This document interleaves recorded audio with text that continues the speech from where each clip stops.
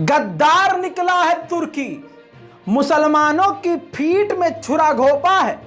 और अपने जुमलों को अगर हकीकत में सही करूं तो पीठ में नहीं, सीधा सीने में छुरा घोंप दिया है मुसलमानों को तुर्की ने।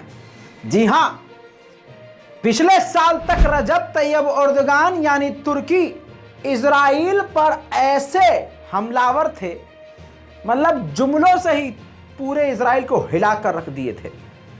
पूरी दुनिया तुर्की की फैन हो गई थी, खासकर मुसलमान तुर्की के एकदम दीवाने हो गए थे। रजब तैयब एर्दोगान का जयकारा लग रहा था। लेकिन अब आपको बताऊं बड़ी खबर क्या है। माफ कीजिएगा, बहुत लोगों को बुरा लगेगा, लेकिन ये उम्मत को समझना होगा कि आज पूरी दुनिया में इंटरनेशनल पॉलिटिक्स में क्या चल रहा है। लेकिन आपको ये भी बता दूं कि जहां दीन मोहम्मदी की बात आती है वहां पर पॉलिटिक्स झॉलिटिक्स कुछ नहीं देखा जाता।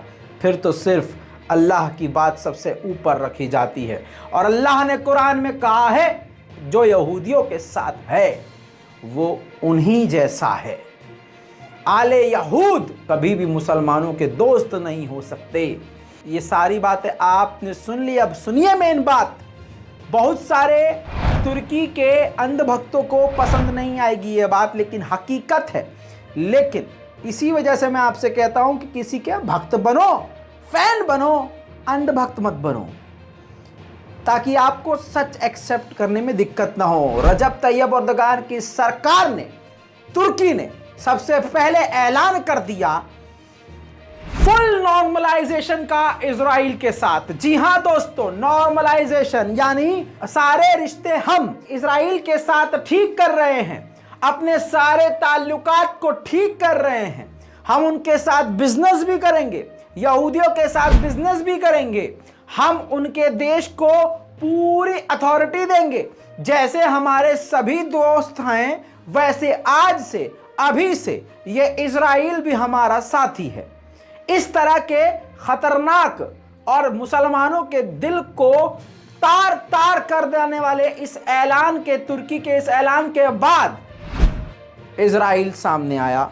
इजराइल के पीएम लेपिड ने कहा कि हम भी तुर्की के साथ नॉर्मलाइजेशन का पूरी तरह से ऐलान करते हैं और ये इजराइल के लिए बेहद जरूरी है, हम दोनों देशों के लिए बेहद जरूरी है।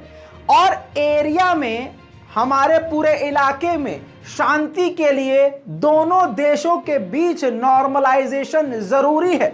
और ये यहूदियों के लिए काफी बेहतरीन डील है इजराइल और तुर्की के रिश्ते को ठीक होना, क्योंकि जो यहूदी हैं, जो हम इजरायली बिजनेसमैन हैं, उनको इससे काफी बड़ा फायदा होगा। और तुर्की के अंदर यहूदी बड़े बड़े बिजनेस प्लेटफॉर्म बना पाएंगी और बिजनेस कर पाएंगी।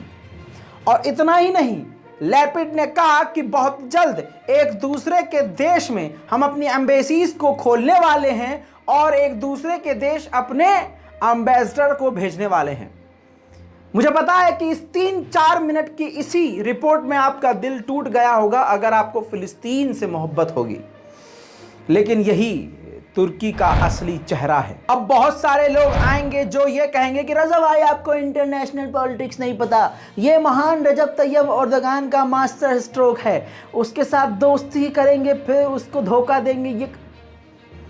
ये लोहड़ा सुरो जैसी बातें आप ना करें, थोड़ा दिमाग का इस्तेमाल करें, अंधभक्त ना बने। मैं आपको कुछ बातें याद दिला देता हूँ। 1 साल पहले रजब तैयब एर्दोगान के, आपको पता है ना किस तरह से वो इजराइल की धज्जियाँ उड़ा रहे थे।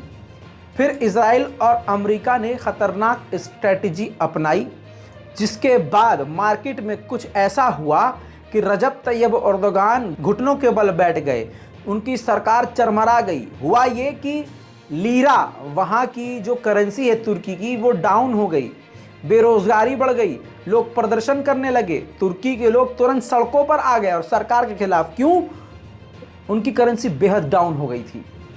फिर उसके बाद तुरंत तुर्की ने सऊदी अरब से अपने रिश्तों को ठीक करना शुरू किया, तब भी बात नहीं बनी। कई बिगड़े हुए रिश्तों को ठीक करने की कोशिश करी, लेकिन बात नहीं बनी। फिर रजब तैयब अर्दगान ने इजराइल के साथ बातचीत करी। उसके बाद पिछले कई रिपोर्ट में मैं ही एक वो बंदा हूँ जिसको ये सारी, क्योंकि होता ये है कि हर आदमी, मैंने देखा बहुत सारे यूट्यूबर्स एक एजेंडे के थ्रू काम करते हैं। अगर किसी को अच्छा कह दिया तो अगली बार उसके बारे में जो नेगेटिव चीज़ सामने आई है उसको बताने से छुपते हैं, डरते हैं कि नहीं यार अभी मैंने तो 2 दिन पहले बताया था, अब मुझे ये बताना पड़ेगा, मेरी बेइज्जती होगी और यह हमारे एजेंडे के खिलाफ है। लेकिन ये काम मैं नहीं करता हूँ, यह आप अच्छे से जानते हैं। तो रजब तैयब अर्दगान की सरकार ने इजराइल के साथ क्या किया। इजराइल के बड़े बड़े नेता, विदेश मंत्री, प्रधानमंत्री, राष्ट्रपति, सब ने पिछले 1.5-2 महीने के अंदर तुर्की की सैर करी। वहीं तुर्की के बड़े बड़े नेता, अभिनेता, राजनेता सब यहूदियों के यहाँ पहुँचे। फ़ायदा तुर्की को ये हुआ कि फिर तुर्की करेंसी एकदम आसमान पर पहुँच गई। अब रजब तैयब अर्दगान को समझ में आ गया कि सत्ता में अगर उनको रहना है तो आले यहूद का हाथ थामना होगा। और यही आले यहूद तो चाह रहा था, और यही वो यहूदी हैं हमारे आखिरी पैगंबर हजरत मोहम्मद सल्लल्लाहु अलैहि वसल्लम की पैदाइश से ही इन्हीं यहूदियों ने हुजूर पाक सल्लल्लाहु अलैहि वसल्लम को या तो मारना चाहा या उनको अपने कब्जे में करना चाहा। इतिहास गवाह है। आप सिर्फ YouTube पर अगर इतिहास पढ़ेंगे तब भी आपको यह समझ में आएगा, और अगर आप अपने घर के बुजुर्ग से ये बात पूछेंगे तो वो यही बात बताएंगे। सुनने वाले इस बात की गवाही दे नीचे कमेंट में कि मेरी बात सही है या गलत। यह आले यहूद का रिकॉर्ड है। अरे जहां कुरान में साफ साफ लिखा है यहूदियों के बारे में यह बात कि यहूदी कभी आपके दोस्त नहीं हो सकते। इतिहास है यहूदियों का धोखा देने का, गद्दारी करने का, मुसलमानों की पीठ में छुरा मारने का। यह आले यहूद की पॉलिसी है, अपनी कम्युनिटी को सबसे ऊपर रखने का, सब और इसके अलावा सबको नीचा दिखाने का। जी हाँ दोस्तों, लेकिन आज वही तुर्की और यहूदी भाई भाई हो गए। अब आपको बता दूं, सब चीजें ठीक कर ली तुर्की ने, और आखिर में अपना मुंह छुपाने के लिए कह दिया कि अगर हम यहूदियों के साथ, इजराइल के साथ नॉर्मलाइजेशन कर रहे हैं तो उसका मतलब यह नहीं है कि हम फिलिस्तीन के मुद्दों को भूल जाएंगे। अरे कहना क्या चाहते हो भाई? दुनिया बाइकआउट करती है। अगर आपके और आपके लोगों के खिलाफ कोई कदम उठाता है तो आप उसका बाइकआउट करते हैं। यहाँ तो आप पूरी डील कर रहे हैं, इजराइल की गोद में बैठ गए हैं, और आखिर में मुसलमानों से अपना मुंह छुपाने के लिए बेगैरती के साथ कहते हैं कि हम ये फिलिस्तीन का मुद्दा नहीं भूले। अरे अगर तुम सही में सही रास्ते पर हो तो पहले फिलिस्तीनियों पर हमले बंद करवाते। अभी जो ऑक्यूपेशन चल रहा है, लगातार रेड डाल रहा है इजराइल, लोगों को मार रहा है, लोगों के घरों को तोड़ रहा है, गाजा पर हमले कर रहा है, तुम पहले ये काम रुकवाते। फिलिस्तीन की मदद ना करते, तुम्हारे बस की नहीं है, लेकिन तुम काम रुकवाते पहले ये कि भाई ये आप ऑक्यूपेशन रोकिए, तब हम आपसे बात करेंगे और अभी डील कर लेंगे आपसे, आप हमारे भाई हो जाएंगे फौरन। हम तुरंत आपको अपने आप को सौंप देंगे, हम आपकी गोद में बैठ जाएंगे, आप जहां कहेंगे वहां आ जाएंगे। हम जो करना था पहले आप ये हमले, फिलिस्तीनियों के ऊपर अत्याचार रुकवाते, फिर आप बातचीत करते। लेकिन नहीं, तुर्की ने कहा है कि हमने डील कर ली है, नॉर्मलाइजेशन कर लिया। इसका मतलब ये नहीं है कि हम फिलिस्तीन के मुद्दों को, इस नॉर्मलाइजेशन के बाद तुर्की की बेहूदगी ये देखिए कि तुर्की ने इजराइल को, यानी रजब तैयब अर्दगान चचा ने खुद इजराइल अपने सगे भाई को फोन किया और कहा कि हम आपको मुबारकबाद पेश करते हैं कि आप और हम अब एक हो गए हैं, अब हम विकास की बुलंदियों पर चढ़ेंगे। दर्जनों बातें कही, और साथ में आपको बता दूं, कहा इन्होंने ही, रजब तैयब अर्दगान ने खुद कहा पहले कि हम जल्दी ही अपना नेता, राजनेता, राजदूत वहाँ भेजेंगे। अब आपको बता दूं, इस रिपोर्ट को देखिए जो मेरे पीछे है।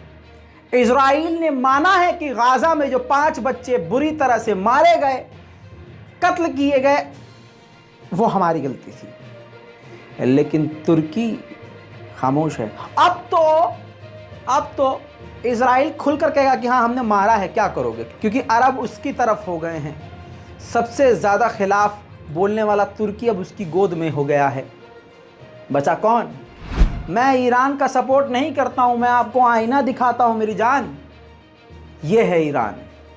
सिर्फ ईरान ही है जो अभी भी खुलकर इजराइल के खिलाफ है। सारी दुनिया की सबसे बड़ी पाबंदियां ईरान क्यों झेल रहा है? क्योंकि वो इतना सा भी कभी इन लोगों के आगे झुका नहीं, तो कि झट से कमर तक झुक गया।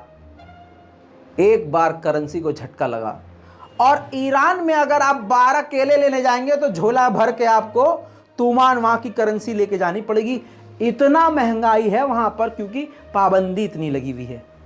आप किसी ईरान के व्यक्ति से बात कीजिए, या आपका कोई ईरान का जानने वाला हो, मेरी बात गलत साबित हो जाएगी, मैं चैनल बंद कर दूंगा।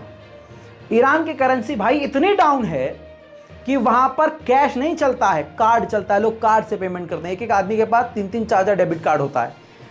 अगर आपको 5 जोड़ी कपड़े लेने हैं ना भाई, तो आपको पूरा झोला भर के ईरान की करेंसी भर के लेके जानी पड़ेगी। वहां समोसा बेचने वाला हो या किराए पे साइकिल बेचने वाला हो, सब ऑनलाइन मामला चलता है, इतनी करेंसी डाउन है। तो कहने का मतलब यह है कि एक तरफ ये अरब देश हैं और तुर्की हैं, दूसरे बड़े बड़े ममालिक हैं मुस्लिम, वो इजराइल की तरफ हो गए हैं। जरा सा झटका क्या खा लिया इजराइल की गोद में, और आए दिन ईरान पर झटके पे झटके दिए जाते हैं। ईरान अभी भी खड़ा हुआ है इजराइल के खिलाफ, अमेरिका के खिलाफ। वहीं आपको बता दूं कि फिलिस्तीन के अथॉरिटी के जो प्रेसिडेंट हैं वो जर्मनी गए थे। मैंने आपको बताया था, जर्मनी में जाके उन्होंने होलोकास्ट पर बोल दिया। जी हाँ, उन्होंने कहा कि होलोकास्ट पूरी दुनिया में बड़ी ही ख़तरनाक लेवल से जाना जाता है। लोग इसकी आलोचना करते हैं कि हिटलर ने होलोकास्ट किया था, ये बात कही। लेकिन अगर हिटलर ने ऐसा किया तो उससे बड़ा और कई होलोकास्ट इजराइल फ़िलिस्तीन में कर चुका है। महमूद अब्बास ने इजराइल के द्वारा कत्लेआम को होलोकास्ट करार दिया, जिसके बाद सारी दुनिया महमूद अब्बास के खिलाफ हो गई। खुद जर्मनी से लेकर अमेरिका, फ्रांस, ब्रिटेन सब भी पूरी तरह से खिलाफ हो गए। वहीं आपको बता दूं कि मामला इतना ख़राब हो गया, आपकी स्क्रीन पर देखिए, लैपिड ने बोला है, खुद इजराइल के प्रधानमंत्री भड़क गए हैं। उन्होंने कहा है कि महमूद अब्बास ने जर्मनी की ज़मीन पर होते हुए 50 होलोकास्ट का इल्ज़ाम हम पर लगा दिया। ये हमारी बेइज्जती नहीं बल्कि ये इंसानियत के ख़िलाफ़ है और ये सबसे बड़ा झूठ है। और वहीं पर 6 मिलियन यहूदियों को काटा गया था, मारा गया था, वो इतिहास का सबसे बड़ा होलोकास्ट था। वहीं पर इसके अलावा 1.5 मिलियन बच्चों को, यहूदी बच्चों को मार दिया गया था। इतिहास उसको माफ़ नहीं करेगा। खैर, सिर्फ यहूदी नहीं भड़के, इजराइल नहीं भड़का फिलिस्तीन अथॉरिटी के प्रेसिडेंट पर, जर्मनी ने भी निंदा करी है। रिपोर्ट देखिए, जल्दी जल्दी आगे बढ़ता हूं। इसके अलावा जर्मनी में खुद ये बात बोली। इसके बाद जर्मनी ने फिलिस्तीन अथॉरिटी के रिप्रेजेंटेटिव को समन कर लिया, बुला लिया और उनसे सवालात करे। वहीं अमेरिका भी भड़क गया। अमेरिका ने कहा कि 50 होलोकास्ट यहूदियों ने किया, ये कहीं से भी सच नहीं है और सच हो ही नहीं सकता। और जर्मनी के चांसलर ने साफ साफ कह दिया कि फ़िलिस्तीन का ये बयान है फ़िलिस्तीन अथॉरिटी का, ये बिल्कुल गलत है। इजराइल भेदभाव नहीं करता। पूरी दुनिया से महमूद अब्बास पर इतना प्रेशर बना कि महमूद अब्बास को ये क्लियर करना पड़ा। ये देखिए, रिपोर्ट में क्लियर किया कि होलोकास्ट का मतलब से मेरा ये था कि जो इजराइल क्राइम कर रहा है वो होलोकास्ट की तरह है। दोस्तों, इस तुर्की की स्पेशल रिपोर्ट पर आपकी राय क्या है? अपनी राय कमेंट में लिखिए। वीडियो ज़्यादा लंबा ना हो जाए इसलिए इसको यहाँ रोक रहा हूँ और थोड़ी देर में फिर आपके सामने आऊँगा कुछ बड़ी जानकारी लेकर। पूरी दुनिया की खबरें देखने के लिए, सिर्फ इंडिया की नहीं, पूरी दुनिया की खबर जानने के लिए, और वो भी बड़ी खबर जानने के लिए, अपने घर वालों के, अपने बुज़ुर्गों के फ़ोन में, जिनको चलाना फ़ोन नहीं आता है लेकिन वो यूट्यूब पर वॉइस कमांड से सर्च कर लेते हैं, उनके फ़ोन में अपने घर वालों के, बुज़ुर्गों के फ़ोन में चैनल को सब्सक्राइब करना ना भूलें। ये बच्चों की ज़िम्मेदारियां हैं। मेरे उम्र, हम उम्र, मेरे सारे नौजवान दोस्तों से ये मेरी रिक्वेस्ट है, ये ज़रूर करें ताकि आपके बुज़ुर्गों को मेरी आवाज़ पहुंच सके और आप उनकी दुआएं नीचे कमेंट में मुझ तक पहुंचा सकें। ये ज़रूर किया कीजिए क्योंकि उससे बड़ी हिम्मत मिलती है। जय हिंद।